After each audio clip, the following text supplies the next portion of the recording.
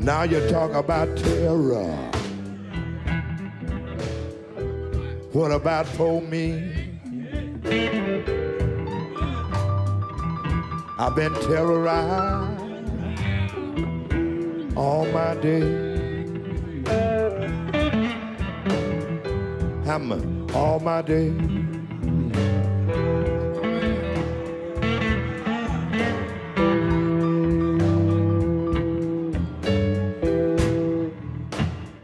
No one, including the most bullish supporters of Ukraine, expect the nation's war with Russia to end soon. The fighting has been reduced to artillery duels across hundreds of miles of front lines and creeping advances and retreats. Ukraine, like Afghanistan, will bleed for a very long time, and this is by design. The militarists who have waged permanent war costing trillions of dollars over the past 2 decades have invested heavily in controlling the public narrative. The enemy, whether Saddam Hussein or Vladimir Putin, is always the epitome of evil, the new Hitler. Those we support are always heroic defenders of liberty and democracy. Anyone who questions the righteousness of the cause is accused of being an agent of a foreign power and a traitor. The mass media cravenly disseminates these binary absurdities in 24-hour news cycles. Its news celebrities and experts, universally drawn from the intelligence community and the military, rarely deviate from the approved script. Day and night, the drums of war never stop beating. Its goal? To keep billions of dollars flowing into the hands of the war industry and prevent the public from asking inconvenient questions. Medea Benjamin, who along with Nicholas Davies authored War in Ukraine, Making Sense of a Senseless Conflict, placed the war in Ukraine in its proper historical and cultural context, warning that a protracted war in Ukraine threatens open warfare between the United States and Russia, a nuclear Armageddon. Joining me to discuss her book is Medea Benjamin, co-founder of Code Pink and author of Drone Warfare, Kingdom of the Unjust, Behind the U.S.-Saudi Connection, and Inside Iran. So in the book, Medea, you begin first by setting the Ukrainian historical context, and in particular the Russian-speaking regions. Just lay out for us, because I think there is this kind of perception that Ukraine or Russia's interest or claims over Ukraine are somehow new. I think people don't understand how close Ukraine and Russia have been for centuries, how many Russian speakers there are in Ukraine, how the connection between Ukraine and Russia has gone back and forth for a long time, but Ukraine was part of the Soviet Union.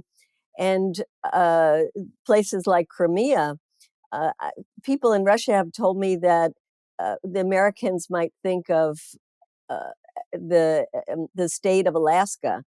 That's how people in Russia see Ukraine, as a part of their country for a long time. And it's really recently that there has been this discrimination against Russian speakers, against Russian publications, against using Russian language in the schools. And of course, that is part of the conflict that we have seen raging in the last decade. Well, with this caveat that the Crimea was part of Russia a century before we got Alaska, wasn't it? That's right. And I think just the idea that anyone would say that Crimea is not part of Russia, for the people in Ukraine now calling for all of Crimea to be taken back, and the way the U.S. media is portraying it as part of this fight right now is to get Crimea back into Russia. I think people should think of how it would feel if a hostile power in Canada, for example, decided that Alaska would no longer be part of the United States. Let's talk a little bit about the antecedents to the conflict. I was in Eastern Europe in 1989. I covered the revolutions in East Germany, Czechoslovakia, and Romania. I was there when promises were made to Gorbachev, who, by the way, wanted to build a security and economic alliance with Europe and the United States. But promises were made not to expand NATO beyond the border of a unified Germany. This is a historical fact. It's one I reported. And yet to even bring this up is an anathema among the media. So before we talk about what happened in 2014, let's talk a little bit about what happened between 1989 and 2014. Well, in terms of the NATO expansion, as you said, people today are trying to act like that promise was never made because it wasn't written down in some kind of treaty. But we do have evidence from all kinds of US politicians, academics, diplomats, saying that this was just common knowledge, that it was part of a deal brokered between Secretary of State James Baker and Gorbachev, and how this was part of the agreement around the reunification of Germany. It's also important to note that the Warsaw Pact was dissolved after the downfall of the Soviet Union. And it was at that time that many thought that that would be the end of NATO, that NATO had done its job protecting the West from the Soviet Union. And yet these promises were violated by Democratic presidents like Clinton, Republican presidents like George Bush.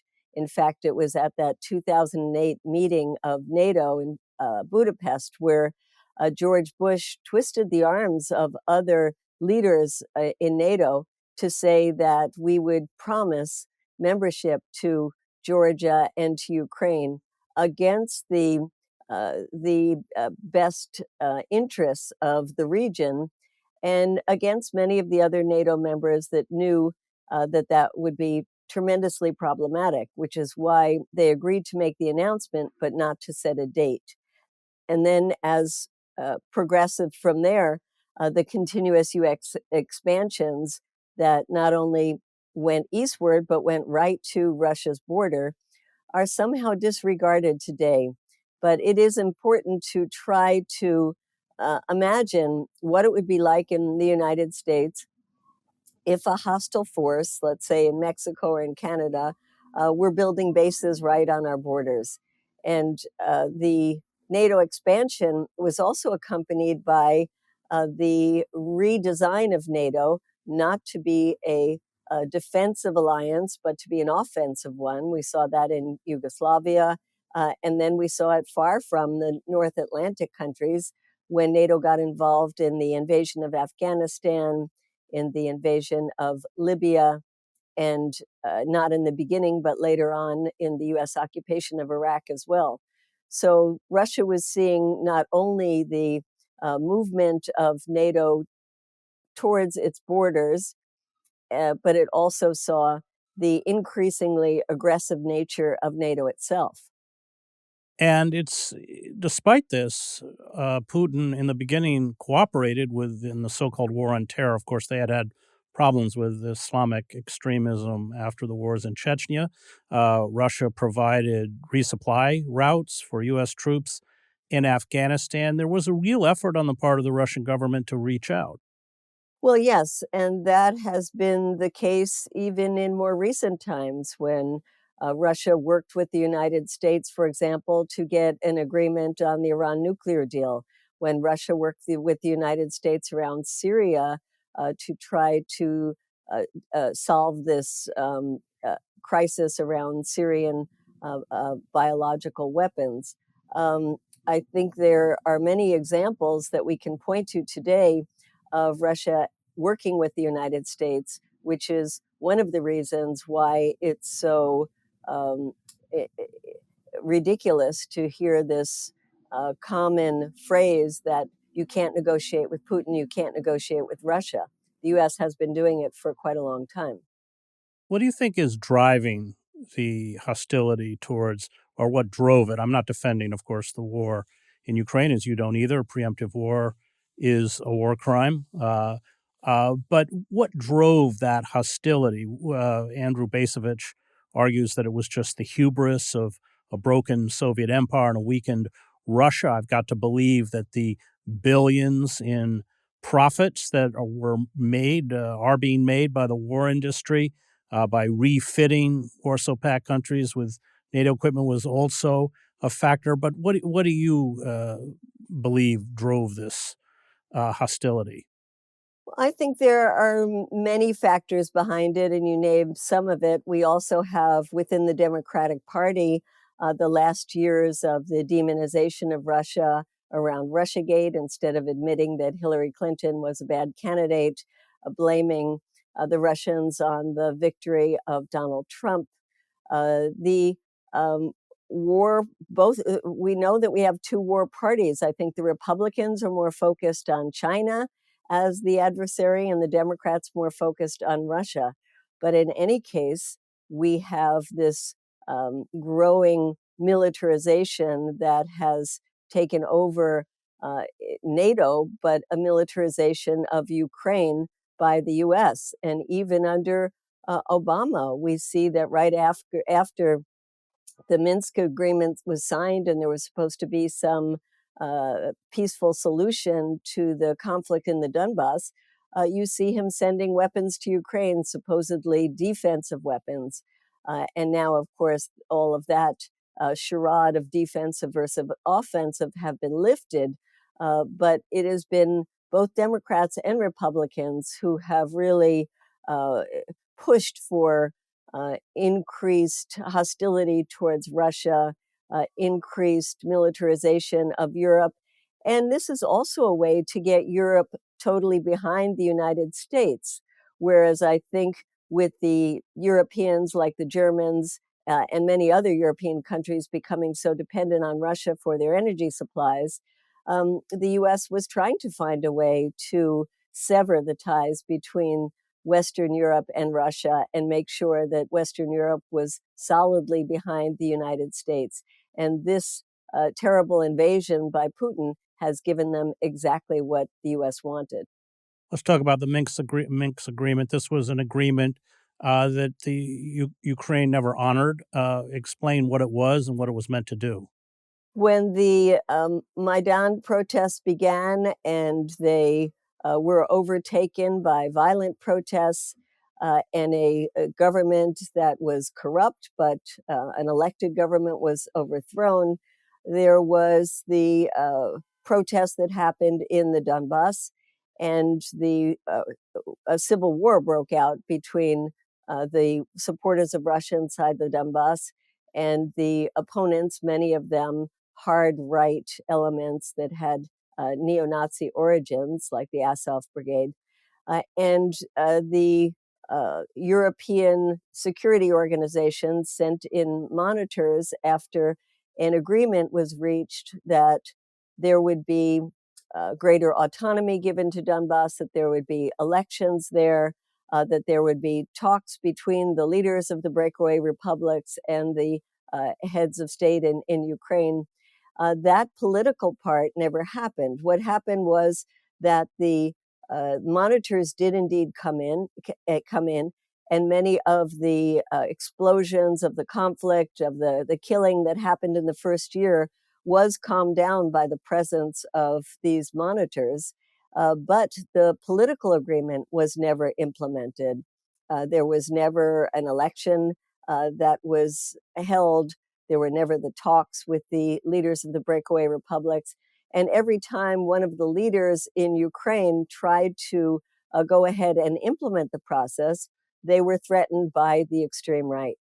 And this is true when Zelensky came in, having come to power on a popular agenda of creating peace in the Ukraine, of implementing these Minsk Accords.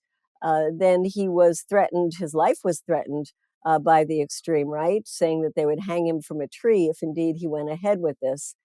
So the political elements of Minsk II were never implemented, but they actually did form the basis of what could have been and still could be a solution to the conflict in the Donbass. Well, we should be clear. When Zelensky ran, he made quite a fact the fact that he brought up the fact that he was a Russian speaker, which was seen as an asset. Let's go back 2014, Victoria Nuland.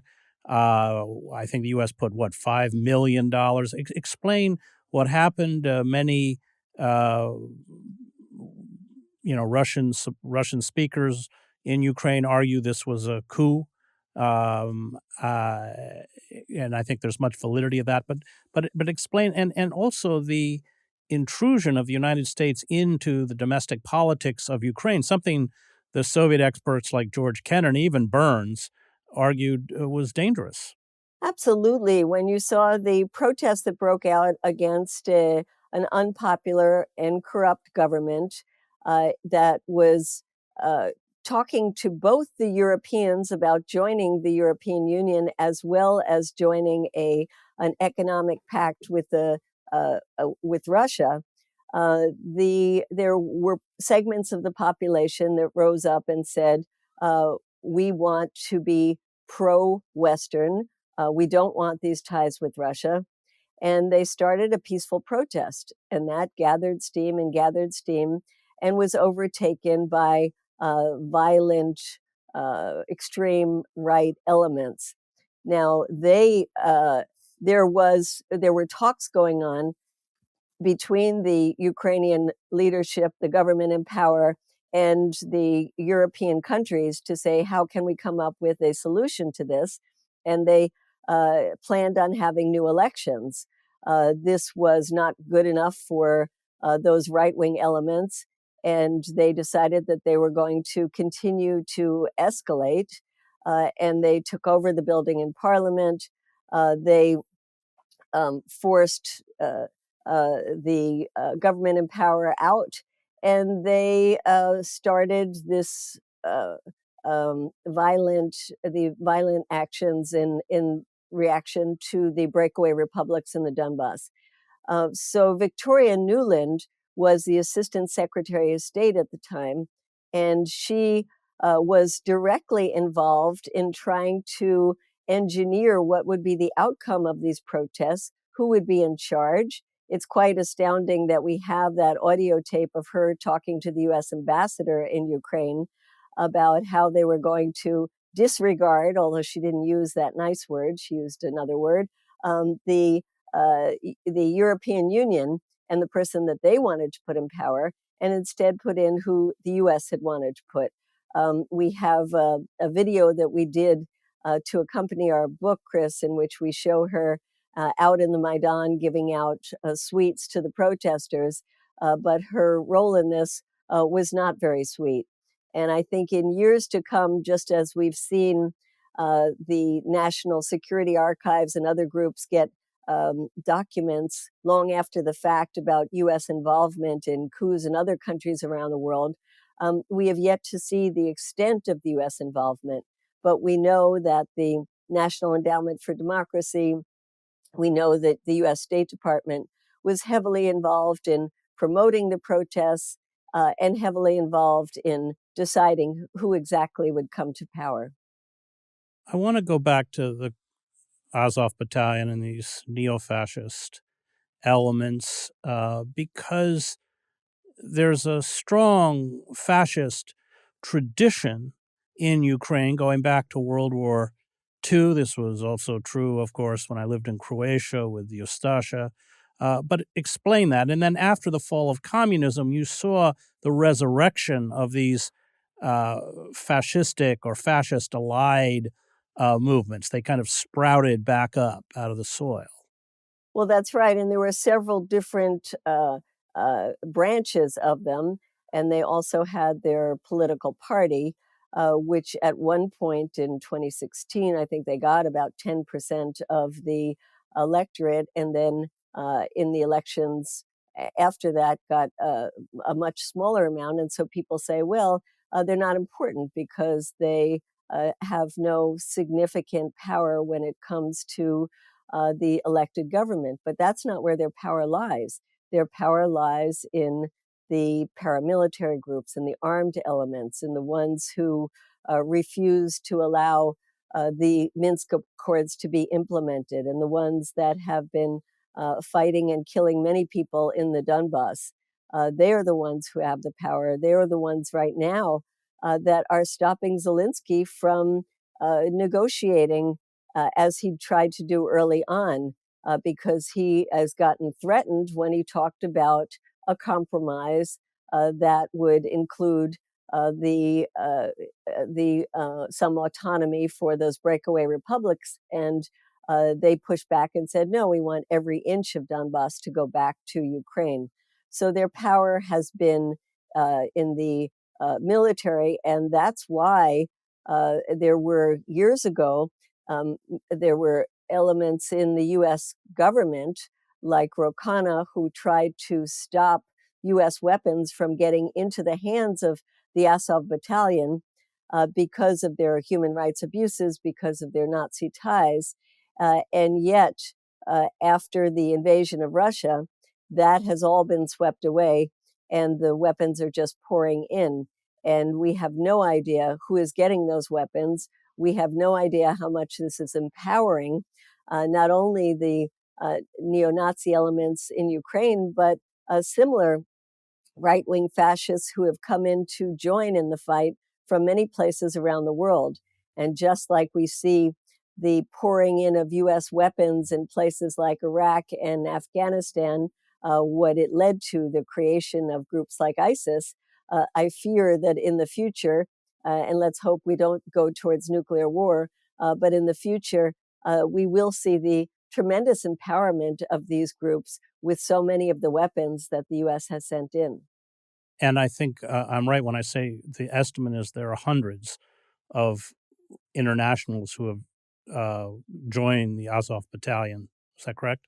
Well, that's right. And when we talk about all of the weapons that are going into their hands, let's remember that there have the CBS report that talked about perhaps only 30% of the weapons that the U.S. is sending getting into the hands of the Ukrainian fighters, and that so many of them were on the black market. And imagine who is getting so many of those weapons. It's going to be right-wing extremists that have come in to Ukraine to take advantage of this situation.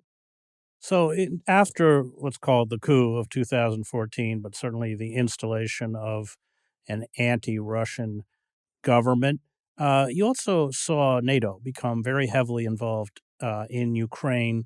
Although Ukraine is not a NATO country, in many ways it became a de facto NATO country. I wondered if you could discuss that.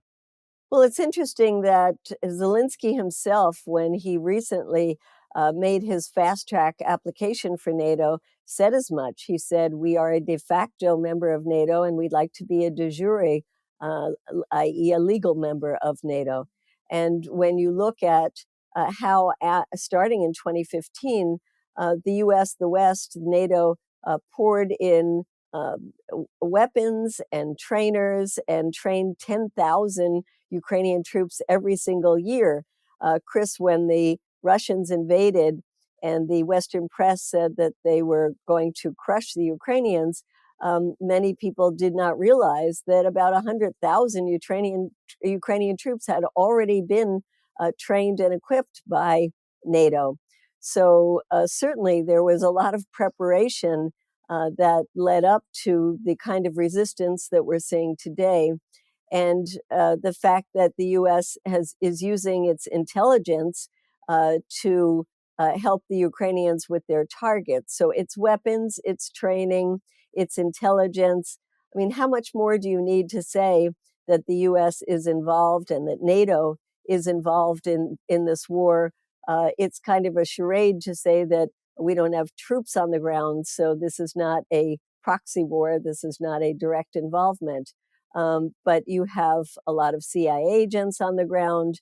You have trainers. And I think very much for Russia, it is definitely a war with the US, with NATO, and with Ukraine.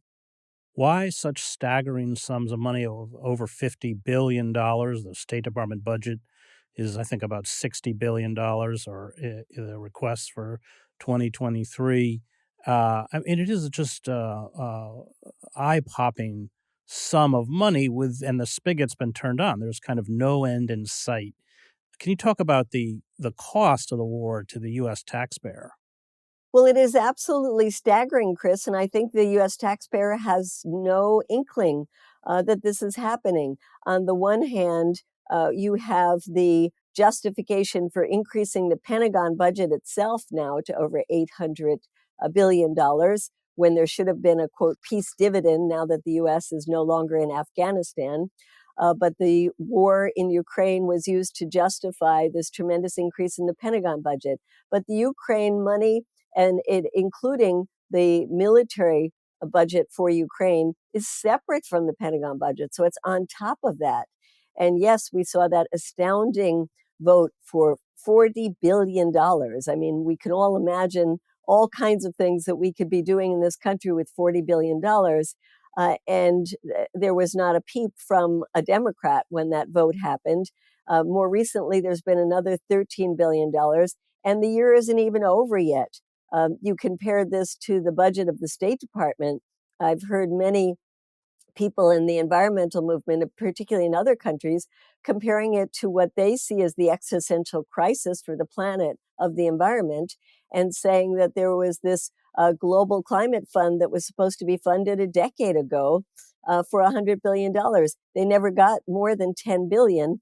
And if you count all the money that all the Western countries and the US have put into Ukraine, it's about $100 billion right now.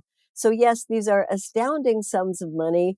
The spigot is still on, and we are having a hard time even getting progressive Democrats to start questioning this. You might remember that Senator Rand Paul did question the money and saying there is no setup for any accountability of how this money is going to be used. And that was pushed aside by people in his own party as well as the Democrats saying, oh, come on, don't rain on our parade. And the Democrats and Republican leadership have been falling over themselves to say it's not enough money. We have to increase it. And meanwhile, the American public, when it comes to the elections, their greatest concern is around inflation. And yet the mainstream media has not made the connection between this war in Ukraine, the inflation that the American people are facing, and who is responsible for this in the White House and in the Congress. Well, I think the head of NATO, head of the IMF have all warned of social unrest this winter as fuel prices skyrocket. Saudi Arabia, which you know well, has just proven which side they're on. But the feeling is we have to endure the cost. I can't remember who you quote in the book, but somebody said, "Well, that's the price of liberty and freedom." But there's a kind of blindness to the social cost of what's happening. Can you address that?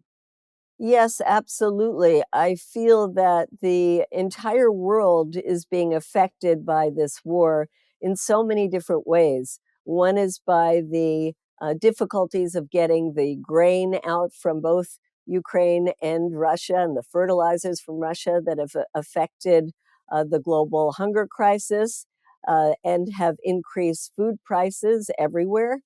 We have the issue of the climate, where this war and the sanctions on Russia has actually led to the use of more dirty energy, whether it's more exploration for oil and gas, more use of coal, the stopping the decommissioning of nuclear plants. It's been disastrous for the environment.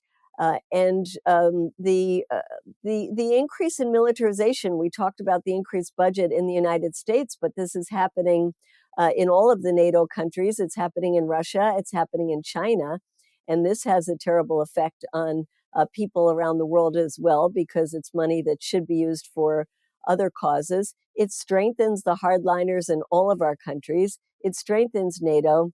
So there are so many negative effects of this war. And that's why I think it's so important that we, the public, get involved, get the kind of information we really need to see how our government has actually been thwarting efforts at negotiations, how the Secretary of State, Anthony Blinken, refuses to talk to his counterpart in Russia, how Biden refuses to talk to Putin, and how this is just leading us into an endless crisis that could lead to nuclear war. And even if it doesn't lead to nuclear war, has all these other consequences that I just mentioned that are disastrous for the world.